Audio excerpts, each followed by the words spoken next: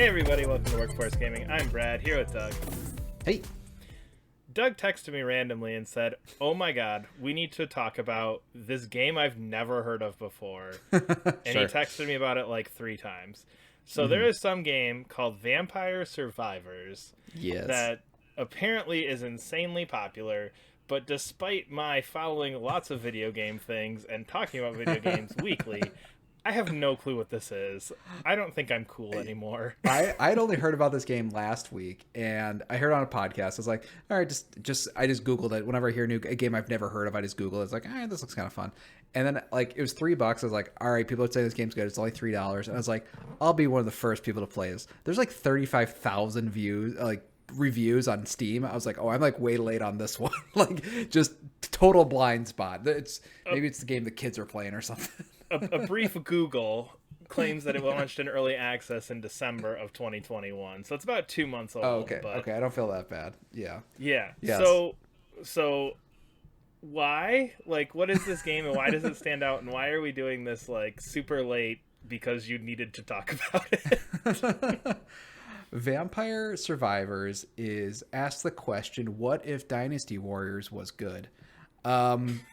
It's basically that fantasy of just going through and killing hundreds and hundreds and hundreds of monsters and enemies on screen, but actually feels fun. I think there's just something about the Dynasty Warrior in the Warrior series in general that I just find like tedious, or like you'll end up fighting groups of like 20 guys at once a lot of times as opposed to like 1,000 guys at once. And this one's like, yeah. So I think that's where you need to like clarify what this game is based on screenshots in 34 seconds of a YouTube video in my mind. This is top down, like not graphical intensive, because the Dynasty Warriors issues you're talking about exist because like especially in some of the Warriors Nintendo's games, like very good looking models on a Switch, like good looking models probably a bit harsh, or probably a bit overpraised, but you would think after 10 years they could add a few more enemies on screen. But anyway. I mean, yes, I haven't played Dynasty Warriors since like PS2. But anyway. Yeah. But this one top down, like very, very top down, sprite based. Yeah. You don't even attack, which is kind of interesting. So how the game works is it's a top down game, and a bunch of monsters come off screen and run at you. And then you attack every X seconds or every X half a second.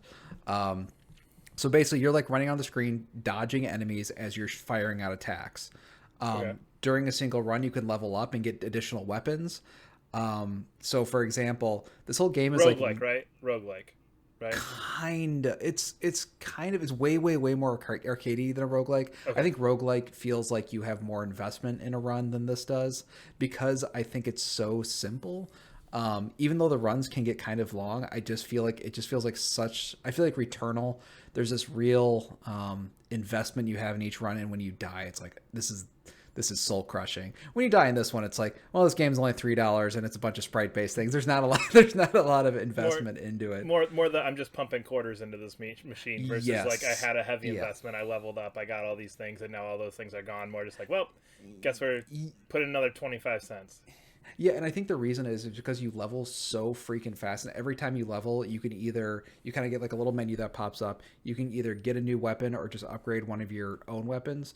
But there's times when you're leveling so fast that you can level like 3 or 4 times immediately, like right at once. So you hit a menu, pick an item, go to the next menu, pick an item, go to the next menu, pick an item, go to the next menu, pick an item. Mm-hmm. So it's just really, really quick. And I think the thing that feels so good about it is that you get so powerful in this game so quickly. It has this like amazing power fantasy thing, because when you first start, you have like a single weapon, all loosely based. It's like a not Castlevania game. Apparently somebody interviewed the developer, and they had just pulled the art assets from some packet they had bought. Do you like how you can like buy art asset pack? Yeah. And this is just a not Castlevania packet they had bought a few years ago. So you get a bunch of not Castlevania weapons, like you get not a whip. Well, that one actually is a whip. You get like a boomerang cross. You get holy water. You get like all the Castlevania weapons, and then you start out just like really, really weak. But by the time that like you get near the end, you're just like vaporizing enemies, and it feels so good. So like when a single bat is like bugging you 5 minutes in, by the end you're just vaporizing hundreds of like enemies on screen at once. And I think it just has that like feeling that you always just want from a Dynasty Warriors. Like, I just want to go into like a group of 100 and take them out. I think on one of my runs, I had like over 10,000 enemies killed over the course of a half hour. So, not bad. So yeah, so to, like per second rates there. Yeah, so there's just something that just like it just trips that part of your brain that's just like, oh, this feels really good. And when you pick up there's like damage numbers that come across. So the screen's just filled with damage numbers all the time. It's filled with enemies flashing. When you get a chest, it plays like it does what it does. It gives you a random weapon, or it upgrades a random weapon. And it plays like, I'm gonna say the exact same sound that plays with like what do you call it? Slot machines do. So it's just like a playable slot machine where you're always winning. And I just found it really fun. And there's definitely layers of strategy of like which weapons you want to pick. And I'll say like it is kind of roguelike because you don't know what the weapons do. But it's, I think with roguelikes, especially stuff like, I'll say Risk of Rain is maybe the closest thing to it. Those games have like 100 weapons. Maybe not 100, but like 30 or 40 weapons, and it's like, okay, I gotta learn 30 or 40 weapons. In this one, there's like 5 weapons and like 5 items. Okay. Maybe that's like underestimating a little bit, but it's really easy, and it tells you exactly what the item does before you pick it. It's like, this is a projectile that fires out at 0.5 seconds. It does X damage, and then but some of the fun upgrades you can get, it's like, okay, if I'm leveling up, say like this one dagger, okay. I leveled up. Now I can shoot 2 daggers. Then I can shoot 3 daggers. But I can have a sub item that doubles the amount of any projectile I shoot out. So now I'm shooting out 6 daggers. But then you can also get like your characters also have additional stats, so that you can get another projectile on top of that. So at the end of the runs are just so fun. Like you're shooting out like just hundreds and hundreds of items daggers, like coming out of you.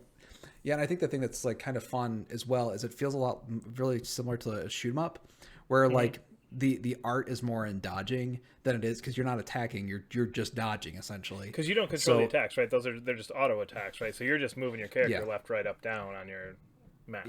Yes, exactly. So I mean that's the only control, is you moving up, down, and then you're strategizing with what upgrades to go for. And that's it. I mean, that's what Vampire Survivors is.